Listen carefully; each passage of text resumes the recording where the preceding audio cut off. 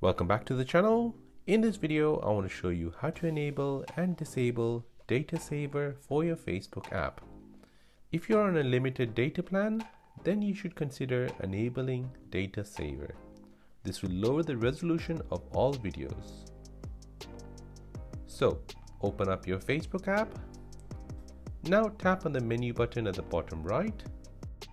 Scroll down and tap on Settings and Privacy. Then tap on Settings. Now scroll down and within the Preference section, select Media.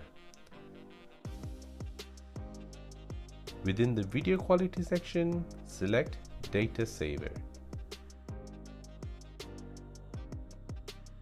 Now go back to save your settings. Return back to the media, and to disable it, select Optimize Settings. This will adjust the resolution of the video to the available network connection. And that is how to enable and disable Data Saver for your Facebook app. Before you go, don't forget to like this video and please consider subscribing if you found this video helpful. As always, thanks for watching and see you in the next one.